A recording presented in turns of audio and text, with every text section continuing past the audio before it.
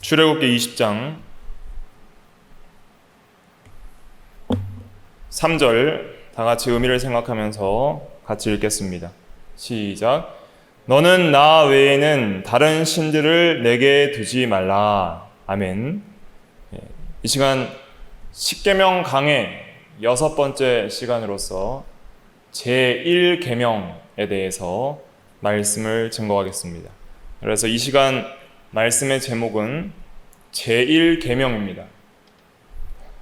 제1계명은 너는 나 외에는 다른 신들을 내게 두지 말라입니다. 이 계명이 명하는 바 또 금지하는 바가 있습니다. 이 계명이 명하는 바는 무엇이냐면 오직 유일하신 참 하나님을 알라는 것이 첫 번째입니다. 다른 신들을 두지 말라는 것은 참 하나님만이 홀로 유일하신 신이라는 뜻입니다. 그것을 알라는 거예요. 그리고 참 하나님만이 우리 하나님임을 인정하고 하나님께 드려야 할 합당한 예배와 사랑과 영광을 하나님께만 드리라는 것입니다. 그래서 유일하신 참 신이 하나님이시며 그 하나님이 우리 하나님이시고 그에게 드려야 될 합당한 사랑, 예배, 영광을 그에게만 드려야지 다른 신에게 드리지 말라는 것입니다. 그래서 우리가 율법 해석 방법에 의해서 양면의 원칙, 그래서 명하는 것과 금하는 것이 있고 또 내외 원칙, 속에서부터 마음으로부터 행위까지 행해야 되는 것이 있는데 이 제1계명은 먼저는 마음으로부터 온전히 하나님을 알고 사랑하고 하나님만을 나의 하나님 참신으로 섬기며 하나님께만 드려야 할 사랑과 예배와 영광을 드려야 한다는 것을 우리에게 명하며 다른 모든 우상 숭배를 금하고 있는 것입니다. 모든 다른 신들을 금하고 있습니다. 첫 번째로 살펴봐야 될 것은 너는 그랬습니다. 너는이라는 것은 2인칭 단수입니다. 너희는이 아니고 너는이에요. 각 개인에게 명합니다. 모든 개인은 하나님 앞에 단독자로서 서서 하나님께만 예배하는 그런 자가 되어야 됨을 우리에게 명하시고 있습니다. 그리고 두 번째로는 나 외에는 그랬습니다. 나 외에는 이라는 그 단어의 원어는 나 외에는 이라고도 번역될 수 있지만은 내 앞에서 혹은 내 면전에서 이렇게도 번역될 수 있습니다. 다른 성경에서는 번역을 나 외에는 이라고 하지 않고 내 앞에 이렇게 번역을 했습니다. 그래서 내 앞에서 이렇게 번역을 했는데 너는 내 앞에서 다른 신들을 내게 두지 말라. 혹은 나 외에는 다른 신들을 내게 두지 말라. 이렇게 번역이 됩니다. 그래서 내 앞에서 이런 의미로 쓰였어요. 그것은 어떤 의미를 가지는가? 하나님 앞에 다른 신들을 두지 말고 하나님 면전에서 다른 신들을 두지 말라는 것입니다. 그러면 하나님 앞은 어디입니까? 하나님 면전은 어디예요? 하나님이 계신 그 앞이죠. 그런데 하나님이 어디에 계세요? 하나님은 어디나 계십니다. 그리고 하나님은 언제 계세요? 하나님은 항상 계십니다. 그러므로 하나님 앞에서 하나님 면전에서 다른 신을 두지 말라는 것은 언제 어디서나 다른 신을 두지 말라는 뜻입니다. 내가 어느 곳에 있든지 어느 시간에 있든지 다른 신을 어느 곳에든지 두지 말라는 것입니다. 왜냐하면 하나님은 어느 곳이나 계신 편재하신 분이고 무소부재하신 분이고 언제나 계신 영원하신 분이기 때문에 모든 장소, 모든 시간에서 우리는 다른 신들을 두면 안 됩니다. 그렇기 때문에 나 외에는 다른 신을 두지 말라는 그런 의미도 되는 거예요.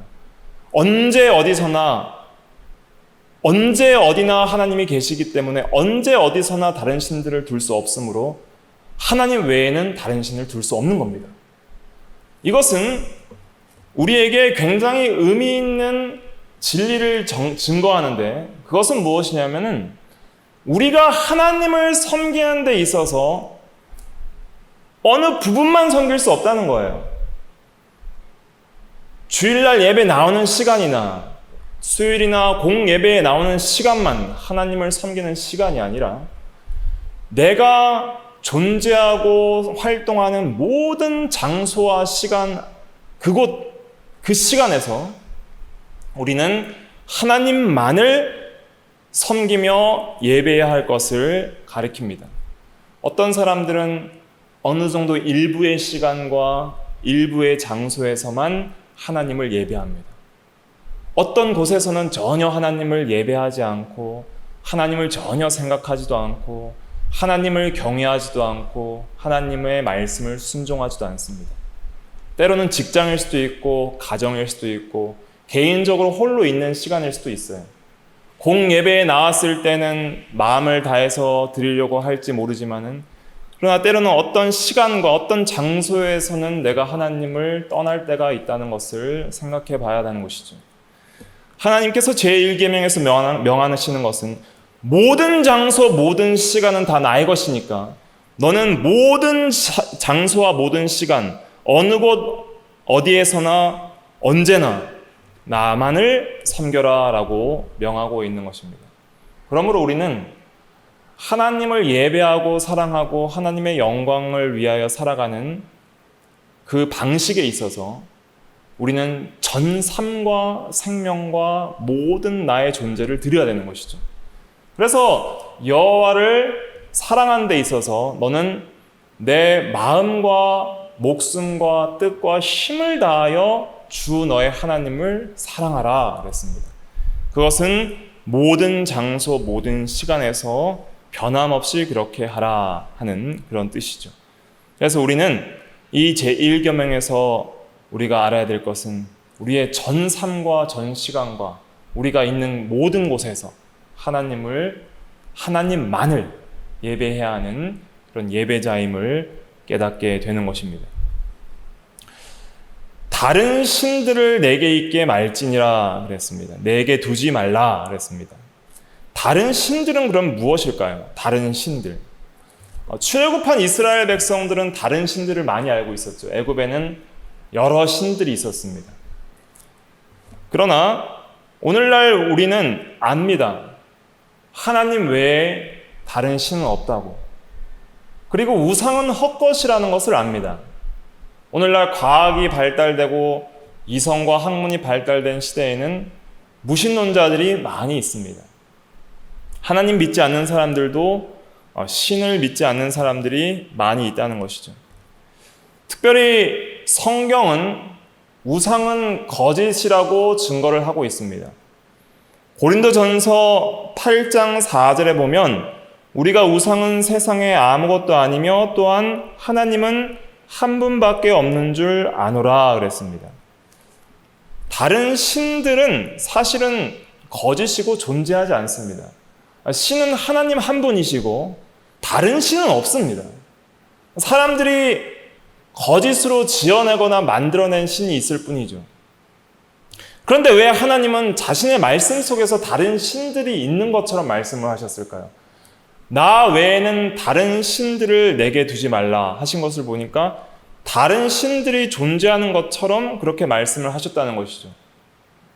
이것은 다른 신들의 존재를 인정하시는 것이 아니라 다른 신들을 섬기는 그 인간들을 가리켜서 그런 신들을 섬기지 말라고 그렇게 말씀을 하신 것이고, 또한 실제적으로 그 다른 신들은 영적인 힘을 가지고 있다는 것을 전제하는 것입니다. 모든 사람들이 다른 신을 섬길 때 그것은 실제하지 않지만 그 배후에는 누가 있어요? 악한 영, 사탄과 귀신이 그 신들을 가지고 역사합니다. 그렇기 때문에 우상을 섬기는 자들은 결국은 누구를 섬기고 누구의 지배와 누구에게 종노릇 하는 거예요? 마귀와 귀신에게 지배받고 종노릇 하는 것입니다. 그것을 성경이 증거하고 있습니다. 고린도전서 10장 20절 말씀 같이 찾아 읽어볼게요. 고린도전서 10장 20절 말씀 같이 읽어보겠습니다. 시작. 무릇 이방인이 제사하는 것은 귀신에게 하는 것이요 하나님께 제사하는 것이 아니니 나는 너희가 귀신과 교제하는 자가 되기를 원하지 아니하노라. 이방신 혹은 다른 신들을 섬기거나 그들에게 제사하거나 예배할 때 사실 그 신은 실제하지 않는 것이죠. 금이나 은이나 나무나 돌로 어떤 형상을 만들고 섬긴다 할지라도 그 신은 실제하지 않죠. 해나 달이나 어떤 동물을 섬긴다 할지라도 그것은 그냥 피조물일 뿐이지 어떤 다른 하나님과 견주어서 대등한 혹은 비슷한 신이 아니죠. 그런데 그런 신들을 신이라고 생각하고 거짓 신을 섬길 때에 그냥 단순히 거짓을 섬길 뿐인 것이 아니라 그 신들을 가지고 역사하는 배후에는 누가 있다는 거예요? 그렇게 우상을 섬기도록 역사하고 우상에게 종노릇하게 하는 배후에는 누가 있어요? 귀신이 있고 마귀가 있는 것입니다. 귀신과 마귀가 유혹하고 그렇게 미혹하여서 우리가 다른 신들을 섬기도록 하는 것이죠. 그래서 결국은 다른 신을 섬기는 것은 결국은 누구를 섬기는 거예요? 악한 영, 귀신과 마귀를 섬기는 것이 되는 것입니다. 그래서 고린도 후서 4장 4절 말씀 한번 찾아보세요. 고린도 후서 4장 4절 신약 289페이지 고린도 후서 4장 4절 말씀 같이 읽어볼게요. 시작.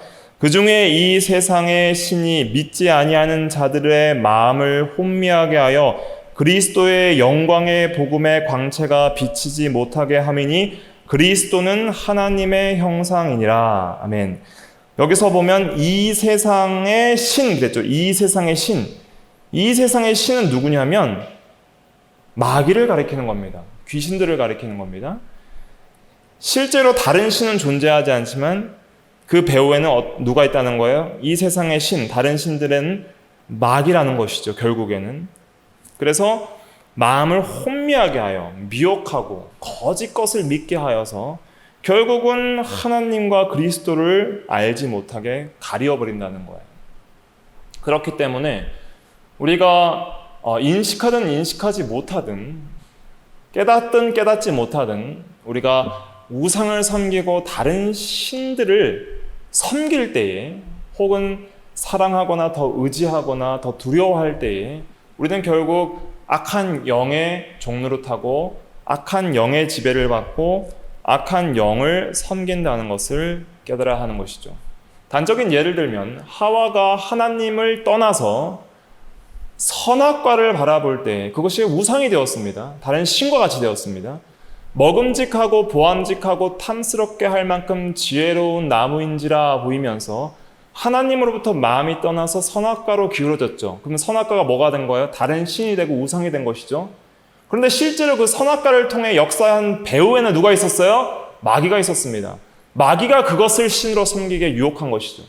그걸 통해서 결국 자기를 섬기게 하고 마귀를 섬기게 하고 또 하와 자신을 사랑하고 섬기게 했던 것이죠. 그래서 하나님을 섬기지 않고 다른 신을 섬길 때는 삼중의 신을 섬기게 되는데 삼중적으로 섬기게 되는데 어떻게 섬기게 되냐면 어떤 우상의 대상이 있을 것이고 그 배후에는 악한 영이 있고 그리고 결국에는 자기를 섬기고자 하는 자기 사랑이 있습니다.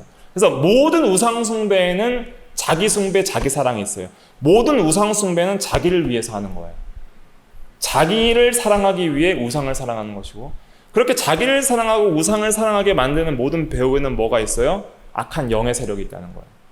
그러니까 이것이 삼중적으로 우리를 다른 신들을 섬기게 합니다. 그런데 하나님을 섬기는 것은 달라요.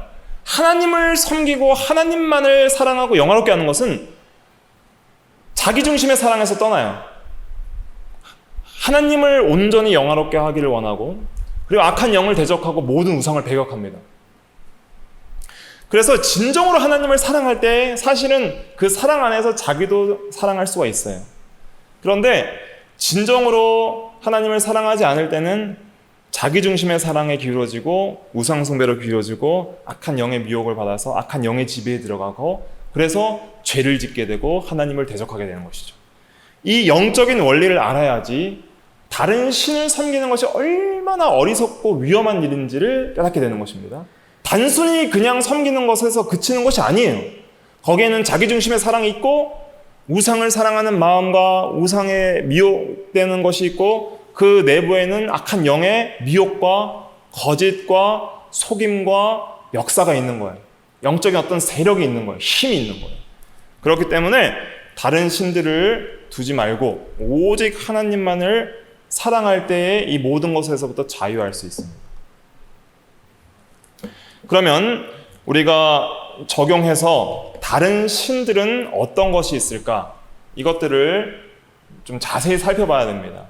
그래서 다른 신들이 어떤 것인지 오늘 다 하지 못하면 다음 시간까지 이어서 하도록 그렇게 해야 되겠습니다. 웨스트민스터 대요리 문답에 보면은 두 가지로 나누어서 말을 하고 있습니다. 1계명에서 요구하는 의무가 무엇입니까? 1계명에서 금하는 죄들이 무엇입니까? 할 때 이제는 이것이 104문답과 105문답인데 105문답에서 이 죄들은 내용이 굉장히 많아요.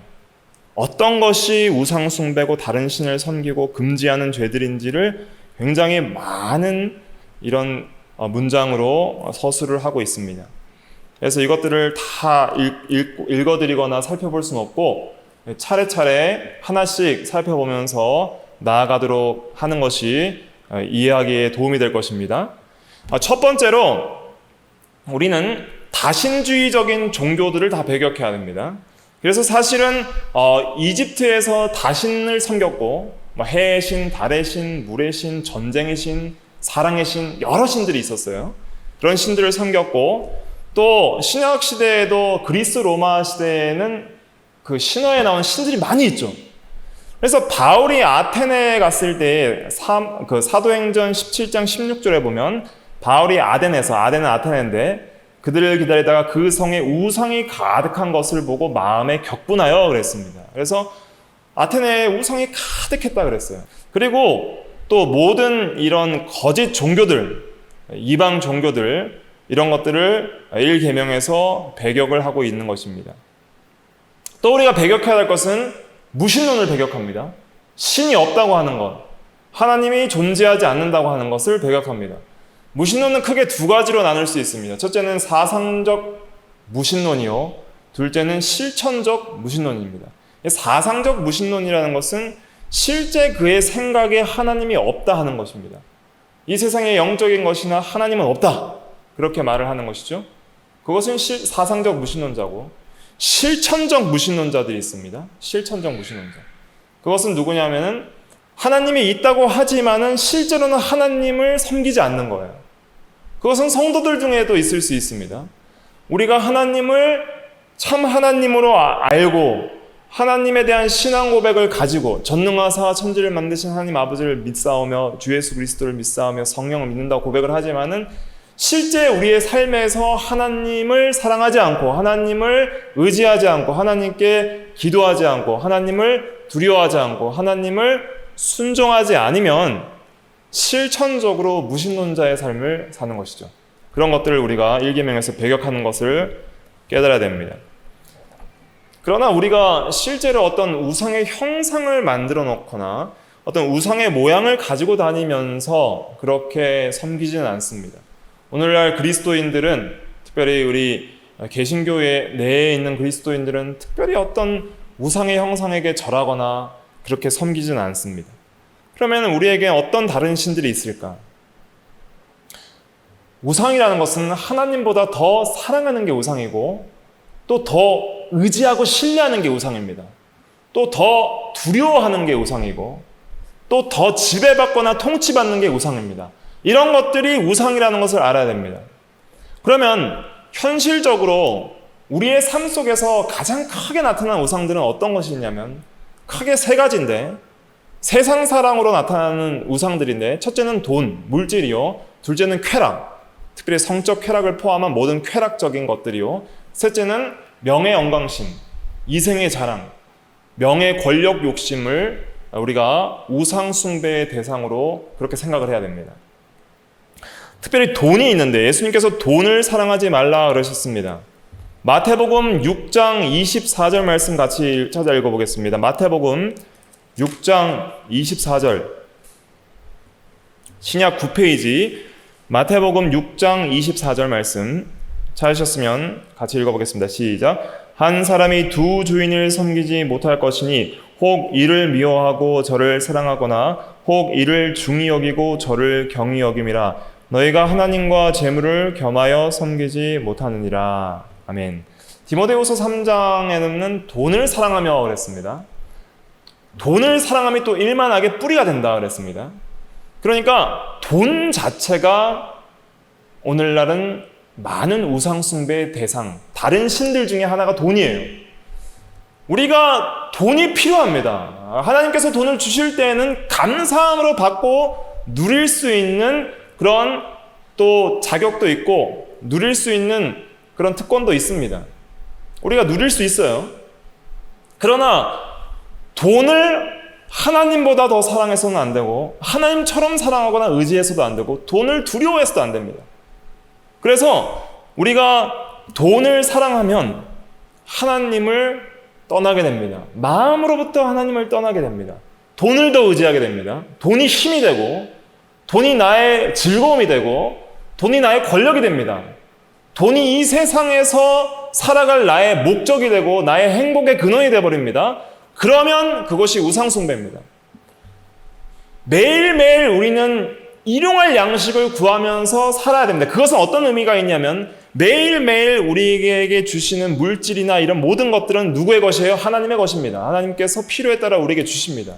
하나님을 의지하는 삶 가운데, 하나님을 섬기는 삶 가운데 돈도 열심히 노력해서 벌고 부지런히 살면서 벌어서 그렇게 주시는 대로 감사함으로 누리면서 사는 것이 신앙이지, 돈이 신이 돼서는 안 되고 돈이 나의 가장 가치 있는 목표나 사랑의 대상이나 경배의 대상, 지배의 대상이 되어서는 안 된다는 것이죠.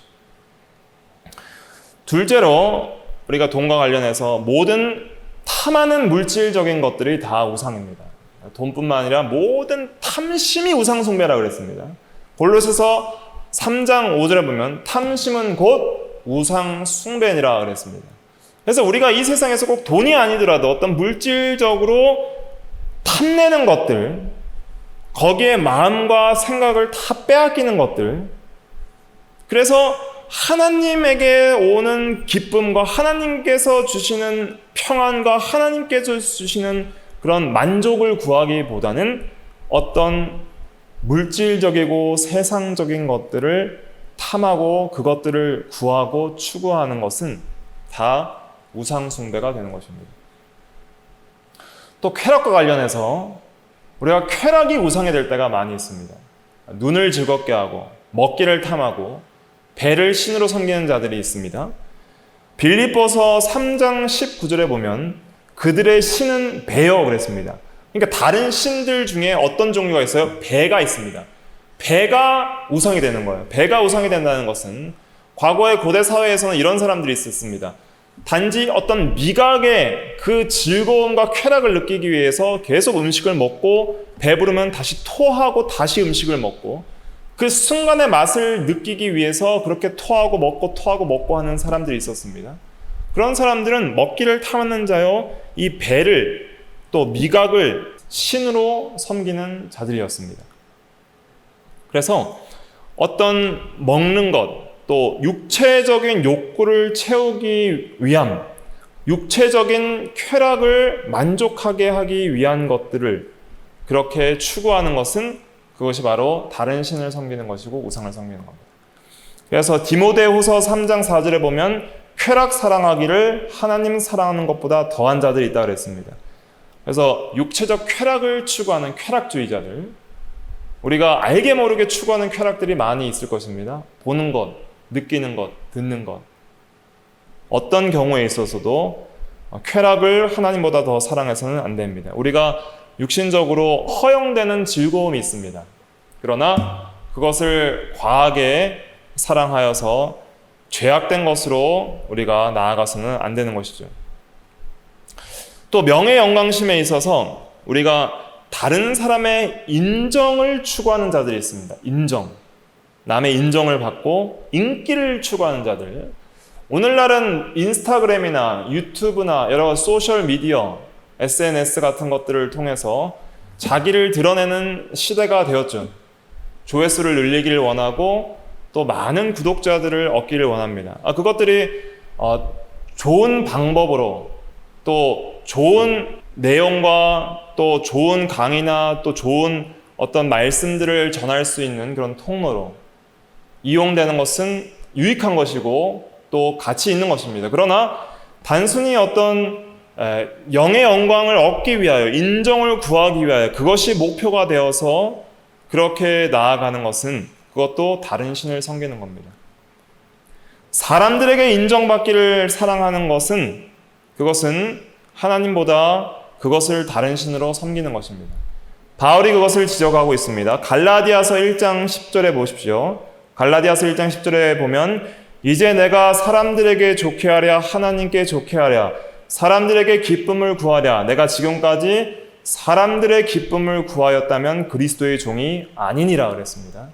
사람들의 기쁨을 구하는 자들, 그것이 최고 목적이 되는 자들은 그리스도의 종이 아닙니다. 우리는 사람들에게 인기가 없어도 광야에서 외치는 자의 소리처럼 세례 요한처럼 이름도 없이 빛도 없이 이 세상에 있다가 사라진다 할지라도 하나님을 섬기는 자들이 되어야 하고 하나님을 기쁘시게 하는 자들이 되어야 됩니다. 우리가 하나님께 마땅히 돌려야 될 영광을 자신에게 돌리거나 또 다른 사람들에게 받는 그런 인정이나 찬양을 하나님께 돌리지 않고 자신에게 돌리면 하나님께서 그것을 미워하십니다. 그래서 사람에게 너무 과한 칭찬을 받는 것은 좋은 것이 아닙니다. 칭찬받을 때 두려워하십시오. 칭찬받을 때에 자신의 마음을 잘 다스리십시오. 잘못하면 우리가 거기에서 범죄할 수 있는 것입니다. 헤롯 왕이 그랬습니다. 사도행전 12장 한번 찾아보겠습니다. 사도행전 12장 21절 말씀. 헤롯 왕은 자신에게 돌리는 찬양을 하나님께 돌리지 않다가 죽었습니다. 21절부터 23절 같이 읽어볼게요. 시작. 헤롯이 나를 택하여 왕복을 입고 단상에 앉아 백성에게 연설하니 백성들이 크게 부르되 이것은 신의 소리요 사람의 소리가 아니라 하거늘 헤롯이 영광을 하나님께로 돌리지 아니하므로 주의 사자가 곧 친히 벌레에게 먹혀 죽으니라. 아멘.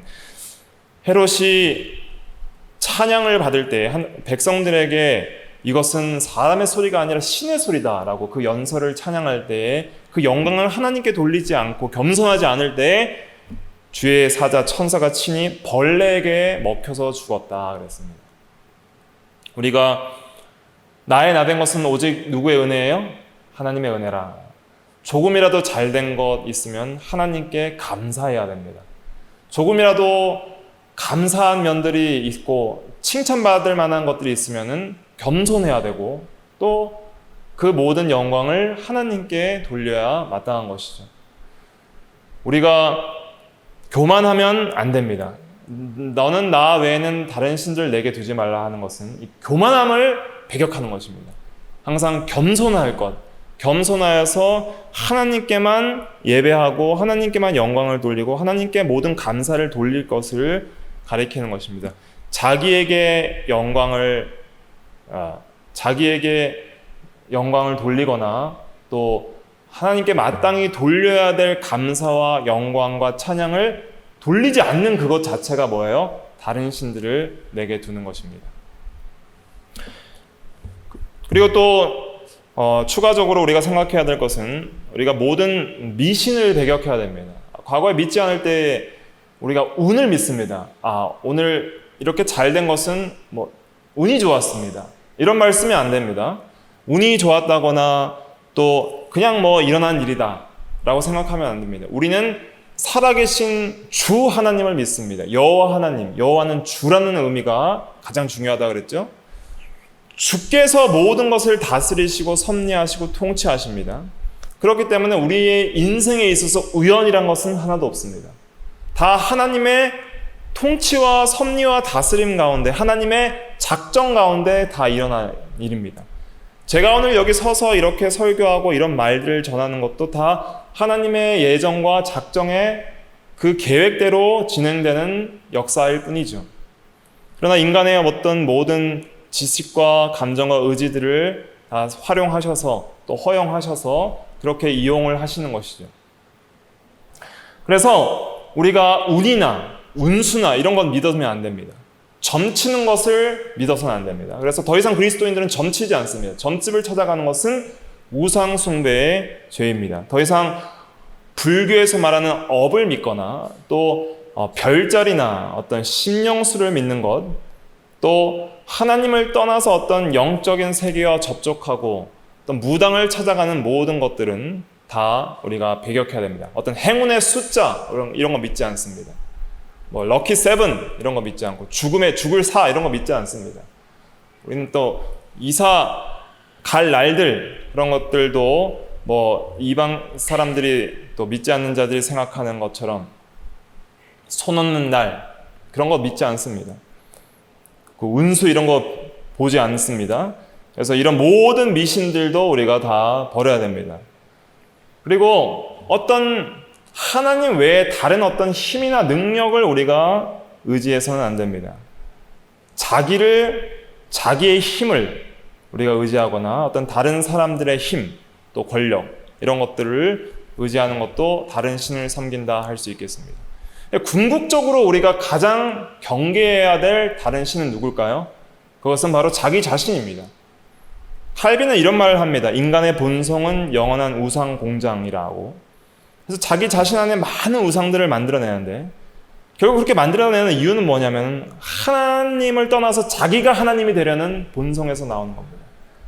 그래서 자기가 하나님이 되려다 보니까 자기가 우상이 되고 자기를 사랑하고 자기를 신뢰하고 자기 생각대로 살면서 그러면서 모든 자기를 위하는 우상들을 스스로 만들어내거나 지어내는 것이죠.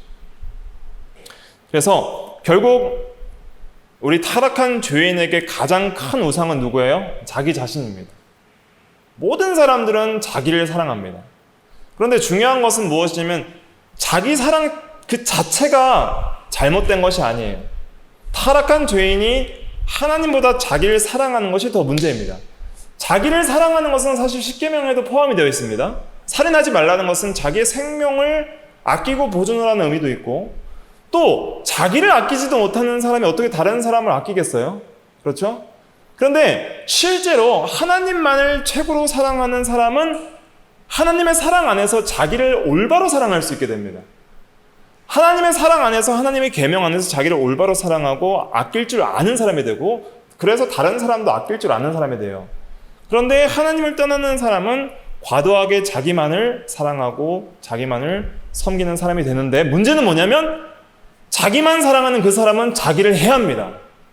자기를 사랑해서 쾌락을 추구하고 여러 가지 중독에 빠지고 여러 가지 죄의 종로를 타고 여러 가지 우상을 섬기면서 자기의 몸과 영혼을 다 해치게 되는 것이죠.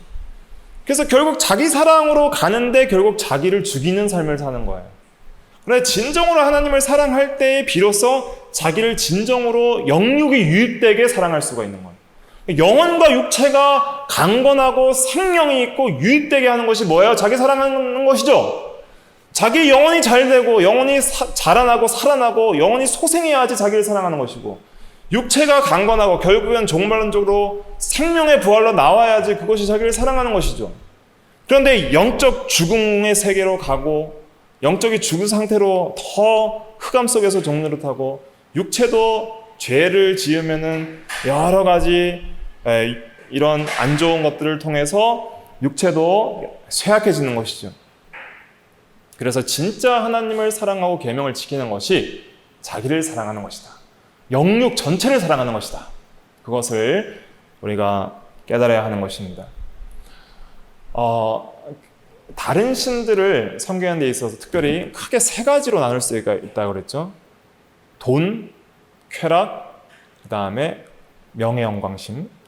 이것이 다른 신들의 핵심인데 사실 이런 것들을 최고로 섬겼던 사람 중에 한 명이 누구냐면 바로 솔로몬이었습니다.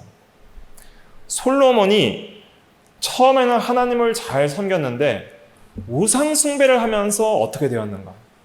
우리가 만약에 1계명을 어기면 어떻게 되는가? 이것을 깨달아야 됩니다. 솔로몬 왕은 어떤 사람이었습니까? 이스라엘 나라에서 가장 위대한 왕이었습니다. 그가 기드온 산당에서 1천 번제를 드렸을 때 하나님께서 꿈에 그에게 나타나셨어요. 열왕기상 3장 5절에 보면 하나님이 솔로몬에게 이런 말을 합니다. 내가 너에게 무엇을 줄고 너는 무엇이든지 구하라. 그러면 주겠다 했습니다. 그때 솔로몬이 뭘 구했냐면 뭘 구했는지를 보면 그가 뭘 섬기는지를 알 수 있습니다. 만약에 그가 부를 섬겼다면, 돈을 섬겼다면 뭘 구했을까요? 금이나 돈을 구했겠죠. 또 만약에 권력을 섬겼으면 적들의, 원수들의 죽음과 그 다음에 세계를 지배할 수 있는 그런 지배력과 통치권을 구했을 것입니다. 만약에 그가 쾌락을 섬겼다면 아름다운 여인들을 구했겠죠. 그러나 그는 하나님만을 섬기기를 원했고 그 다음에 하나님의 백성들도 하나님만을 섬기기를 원했습니다. 그래서 하나님의 백성을 바로 통치할 수 있는 하나님의 대리 통치자가 되기를 원했어요. 그래서 나는 아이라 이 백성들이 많으므로 이 백성들을 의롭게 통치할 수 있는 뭘 구했어요? 지혜를 구했습니다. 그렇게 지혜를 구했다는 것은 하나님만을 섬기면서 하나님의 통치를 자신이 받고 그 통치가 백성들에게 온전히 임해질 수 있도록, 그래서 자신과 이스라엘 모든 백성들이 하나님의 의로운 통치 아래에 들어갈 수 있도록 하나님만을 섬기는 왕과 백성이 될 수 있게 하기 위해서 지혜를 구한 겁니다. 그래서 실제로 하나님께서 지혜를 주셨을 때 솔로몬은 재판을 의롭고 지혜롭게 했던 것이죠. 그래서 하나님의 의를 이루었습니다. 그러나 그는 나중에 우상 숭배를 하는 자가 되었습니다. 그는 이 세상에서 다시는 나오지 못할 만큼 지혜로운 사람이었고 동물학자와 식물학자고 모든 지혜의 가장 최고의 지혜를 가졌고 또 넓은 마음과 간대한 마음이 있었고 또 하나님의 영광을 위해서 성전을 지었습니다. 성전 건축을 했고 그 다음에 그는 기도의 사람이었습니다. 그가 성전을 짓고 나서 이제는 헌당식을 할 때에 그때 역대하 6장에 보면은 매우 장엄한 기도를 드리게 됩니다. 이 기도는 성경과 하나님을 아는 사람만이 드릴 수 있는 기도였습니다. 놀라운 기도를 드리게 됐는데 그런데 하나님께서는 솔로몬에게 한 가지 중요한 명령을 합니다. 이렇게 위대했던 왕, 하나님을 섬기며 또 지혜와 권력과 또한 하나님께서 부와 영광도 주신다 그랬어요. 구하지 않은 부와 영광도 주신다 그래서 그 당시 최고로 부여하고 영광이 충만한 자였습니다. 그래서 그 당시 솔로몬 시대 때에는 너무 부여해서 은은 가치 있는 것으로 치지도 않는 그런 시대에 살았습니다. 근데 하나님께서는 솔로몬에게 딱 한 가지를 명했습니다. 그게 뭐냐면 열왕기상 9장 4절 찾아볼게요. 다 찾아보시기 바랍니다. 열왕기상 9장 구약 제성경으로 529페이지 열왕기상 9장 4절 한번 같이 읽어볼게요. 시작. 내가 만일 내 아버지 다윗이 행한 같이 마음을 온전히 하고 바르게 하여 내 앞에서 행하며 내가 내게 명령한 대로 온갖 일에 순종하여 내 법도와 율례를 지키면 내가 내 아버지 다윗에게 말하기를 이스라엘의 왕위에 오를 사람이 내게서 끊어지지 아니하리라 한 대로 내 이스라엘의 왕위를 영원히 견고하게 하려니와 만일 너희나 너희 자손이 아주 돌아서서 나를 따르지 아니하며 내가 너희 앞에 둔 나의 계명과 법도를 지키지 아니하고 가서 다른 신을 섬겨 그것을 경배하면 내가 이스라엘을 내가 그들에게 준 땅에서 끊어버릴 것이요 내 이름을 위하여 내가 거룩하게 구별한 이 성전이라도 내 앞에서 던져버리니. 여기까지 보겠습니다. 다른 신을 섬기면 내가 끊어버리겠고 던져버린다 그렇게 말씀을 하셨습니다. 그런데 이 솔로몬이 다른 신들을 섬기게 됩니다. 그 신을 섬기기 전에 했던 것이 뭐냐면 금, 돈, 권력, 쾌락을 추구하기 시작했던 거예요. 그러면서 결국 나중에는 이방 신 앞에서 절하는 자가 됐습니다. 그렇게 지혜로운 자가, 이방 신이 헛된 줄 아는 자가 이제는 돌과 금은 목석 우상에게 절하는 그런 비참한 신세가 되었던 것이죠. 그는 금을 구하지 않았습니다. 그러나 나중에는 돈을 사랑하는 자가 되었는데 열왕기상 6장 38절에 보면 성전 건축이 7년 걸렸다 그랬습니다. 그런데 열왕기상 7장 1절에 보면 자기 왕궁 짓는데 얼마 걸렸냐면 13년 동안 건축했습니다. 그러니까 성전보다 자기 왕궁 짓는데 더 많은 시간과 또 돈을 소비한 겁니다. 거의 2배의 시간과 돈을 소비한 것입니다. 또 권력을 숭배하기 시작했습니다. 하나님은 신명기 17장 16절에 보면 왕은 절대로 병마를 많이 두지 말라 그랬습니다. 왜냐하면 그렇게 두면 하나님을 의지하는 것보다 뭘 의지해요? 병마를 의지하기 때문입니다. 군사력을 의지하기 때문입니다. 자기의 힘과 권력을 의지하기 때문입니다. 그런데 솔로몬은 병거와 마병을 많이 두었습니다. 열왕기상 10장 26절에 보면 솔로몬이 병거와 마병을 모음해 병거가 1,400대여 마병이 12,000명이라 병거성에도 두고 예루살렘 왕에게도 두었으며 그랬습니다. 그리고 그것을 사기도 하고 팔기도 했다 그랬습니다. 그렇게 이 권력을 섬기며 권력을 숭배하기 시작했던 것이죠. 그러다가 이제는 여자를 많이 두게 됩니다. 신명기 17장 17절에 왕의 자격 중에 하나는 또 뭐냐면 아내를 많이 두어서는 안 된다 그랬습니다. 그러나 솔로몬에게 아내가 몇 명이 있었어요? 후궁이 700명이요 첩이 300이라 열왕기상 11장 3절에 총 1000명의 여자를 두었습니다. 그 중에 일부는 정치적인 동맹관계를 위해서 그 정치적 야망과 권력을 위해서 이렇게 계약 결혼을 한 것이겠고 그 나머지 대부분의 여성들은 자신의 성적 쾌락을 위해서 두었던 것입니다. 그는 전도서에서 스스로 고백합니다. 전도서 2장에 보면은 1절에 내 마음에 이르기를 너를 즐겁게 하리니 너는 낙을 누리리라 하면서 내가 할 수 있는 모든 것을 다해서 낙을 누리기 위해서 시도했습니다. 전도서 2장에 보면은 4절부터 보면 사업을 크게 하였고 소유를 더 많이 가졌으며 보배를 나를 위하여 쌓았다 그랬습니다. 돈을 사랑했죠? 그 다음에 남녀와 인생들이 기뻐하는 첫 첩을 많이 두었다 그랬습니다. 전도서 2장 10절에 보면 무엇이든지 내 눈이 원하는 것을 내가 금하지 아니하며 무엇이든지 내 마음이 즐거워하는 것을 내가 막지 아니하였으니 이는 나의 모든 수고를 내 마음이 기뻐하였음이라 그랬습니다. 그런데 결과가 어땠죠? 돈을 사랑하고 쾌락을 사랑하고 권력을 사랑하고 숭배했던 결과가 뭐예요? 전도서의 결론이 무엇입니까? 헛되고 헛되며 헛되고 헛되니 모든 것이 헛되도다. 내가 수고한 것이 다 헛되어 바람을 잡으려는 것이었다. 왜 헛되요? 인생의 참된 목적과 의미대로 살지 않기 때문입니다. 인생의 참된 목적과 의미는 뭐예요? 하나님을 예배하는 것이고 하나님을 사랑하며 그의 계명을 지키는 것이 인생의 목적입니다. 인생의 목적대로 살지 않으면 아무리 많은 것을 추구해도 허무와 허망과 의미 없음에 빠지게 됩니다. 계속 의미가 없는 거예요. 돈을 더 모으면 더 의미 있는 인생을 살겠지 하지만 모으면 모을수록 채울 수 없는 욕망 속에서 좌절하게 됩니다. 이게 무슨 의미인가? 많은 쾌락으로 자신을 더 즐겁게 하지만은 더 만족할 수 없는 그 욕심을 따라서 의미 없음을 깨닫게 되죠. 아무리 많은 권력을 얻어도 결국 무너지거나 더 많은 권력을 갖지 못함에 따라서 결국 더 큰 권력에 무너지는 그 권력을 보면서 의미 없음을 깨닫게 되죠. 세상에 많은 군왕들이 있었지만 다 죽었습니다. 더 큰 권력자에게 정복당했습니다. 그럼 결국 전도서의 결론은 무엇입니까? 우상 숭배하면 반드시 망한다, 허무하게 된다, 헛되다 하는 것을 증거합니다. 그러므로 전도서의 결론이 무엇입니까? 전도서 한번 찾아볼까요? 12장 13절. 전도서 12장 13절 말씀. 구약 960페이지입니다. 960페이지. 전도서 12장 13절 같이 읽어볼게요. 시작. 일의 결국을 다 들었으니 하나님을 경외하고 그의 명령들을 지킬지어다. 이것이 모든 사람의 본분이니라. 아멘. 하나님만을 경외하라. 하나님만을 사랑하라. 하나님만을 예배하라. 하나님만을 신으로 섬겨라.